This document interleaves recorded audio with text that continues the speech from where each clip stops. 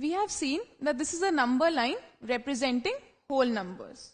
So as of now, mathematicians believe that this is it. These are all the numbers that existed. So they said that howsoever large or howsoever small a number may be, they would always be able to find that number on this number line. So let's take a very small number, let's say 4. So I can see that 4 is there on this number line. Now let's try to look for a larger number. Let's say 61. So do you find 61 here? I can see numbers only till 11. But remember, this arrow indicates that this number line does not end here. It is moving in this direction and there are infinite numbers in this direction. So let's move forward. So if I move forward, I can find 60 moving ahead in that direction, and the number next to 60 would be 61. So again, I can find 61 also. So yes, any two numbers, if you find any two numbers, they would be there on this number line. Further, mathematicians said that not just finding these two numbers, even if you add any two numbers, they would always exist on this number line. So now let's try to add 61 and 4. Let's say we add 61 and 4. So what will we do? We'll start from 61 and we'll move 4 steps towards the right in the forward direction. So I start from 61 and move 4 forward. 1, 2, 3, 4. I get 65. Now again, 65 is also a whole number. Is there on this number line. So we see that if we add any two whole numbers, the result is also a whole number. This is what we call as whole numbers are closed under addition. What does this mean? This means that you take any two whole numbers, you add them. Now after adding, the result would also be a whole number. So it's closed under addition. Take two whole numbers, add them. The result is also a whole number. And hence I can say that whole numbers are closed under addition. Now if they are closed under addition, will they be closed under subtraction too? When will they be closed under subtraction? If I take any two whole numbers, subtract them, and after subtraction I get back a whole number. If I get back a whole number, then that means that even under subtraction, whole numbers are closed. So let's try to subtract this. We've already seen 3, subtracting 3 from 5 gives me 2. We start from 5 and we move 3 backwards. 1, 2, 3. That gives me 2. Now let me subtract 5 from 3. Let me subtract the larger number from the smaller number. So we subtract 5 from 3. So what will happen? I'll start from 3 and I'll move 5 backwards. So I'll start from 3 and I move 5 backwards. 1, 2, 3, 4, 5. Is the result also a whole number? We see that the whole numbers end here, 0. But the result is actually a number which is less than the whole numbers also. So subtraction is not closed because the answer is not a whole number. So we can say whole numbers are not closed under subtraction. But now, so what is this number? Now I want to find this number. I know I want to find this number here now. Let me try to see this number. Now if I try to observe from 3 minus 5, I see that this magnitude 2, this 2 is the same. But what has changed is the direction. Here I move 2 in the forward direction and here I am moving 2 in the backward direction. So what is this number? That's how negative numbers came into picture. We call these numbers as negative numbers. So if any number, small or big, if I place a minus sign in front of that number, then that becomes a negative number. So this is negative 3, this is negative 6, negative 1, 7, negative 6,587. So any number, if you place a minus sign in front of it, that becomes a negative number. And we said that all these negative numbers would be less than 0. So again, we have infinite negative numbers. So we put an arrow towards the left hand side also, indicating that we move in this direction endlessly. There are infinite numbers in this direction too. And you can see that all these negative numbers are less than 0.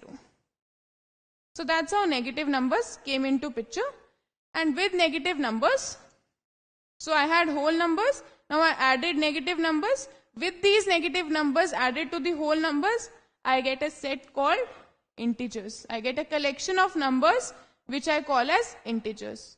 Now integers, we know, are closed under both addition and subtraction. That is, if I take any two integers, add them or subtract them, the result would give me back an integer. And hence I can say integers are closed under both addition and subtraction.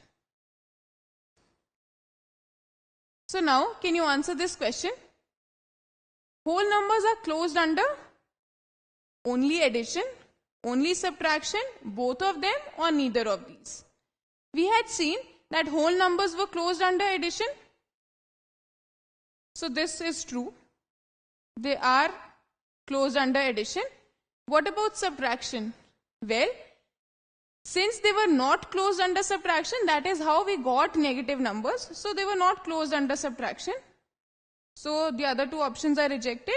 This is the correct answer. They were closed. Whole numbers are closed only under addition. And that's how negative numbers came into picture. Well, negative numbers did appear, but people did not really accept them. It was believed that only positive numbers represented things in the real world.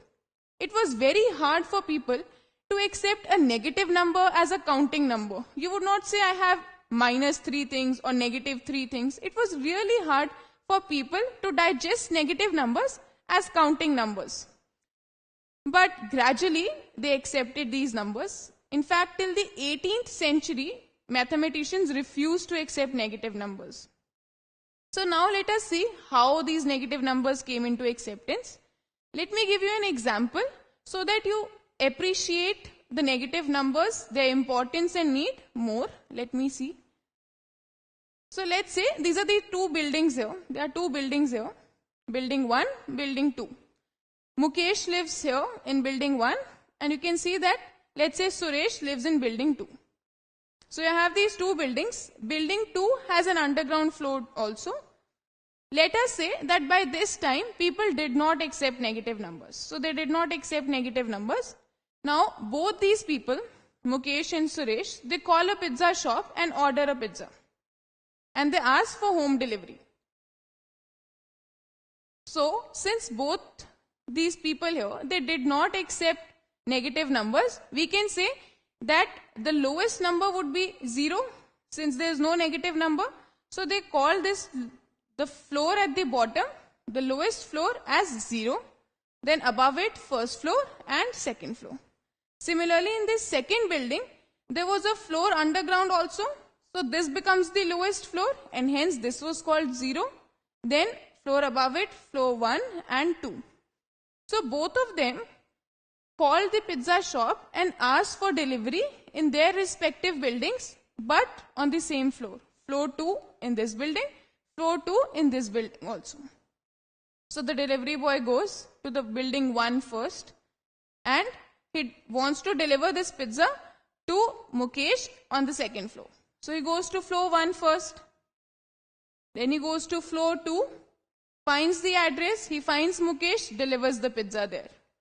Now, he realizes that he has to go to floor 2 on the second building also. So he goes again in the second building, he enters the second building, goes to floor 1, goes to floor 2, but did not find the address. Now, why is that so that he could not find the person on the second floor? Let us see. If you carefully observe, the second floor in this building is actually the first floor of the first building.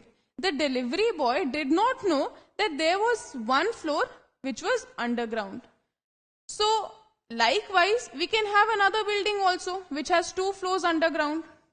So, if you have 2 floors underground, you would see that the second floor is nothing but the ground floor in this building.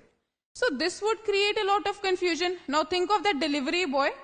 he has to remember exactly how many floors are there in each building to deliver one thing correctly. So to avoid all this confusion, this was rejected. We accepted negative numbers because we said that the ground level was 0. So we call the ground level as 0. The floors above the ground level as positive numbers. So 1, 2, 1, 2. And if there was any floor which was below ground level, then that was called as negative. So negative 1. Similarly, if there will be 2 floors below underground, we'll call it negative 1 and negative 2. So that's how gradually negative numbers were accepted.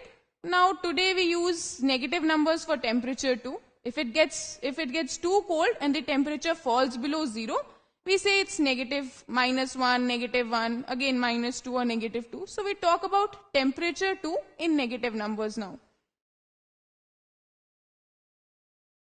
So now this is what integers are. Positive numbers,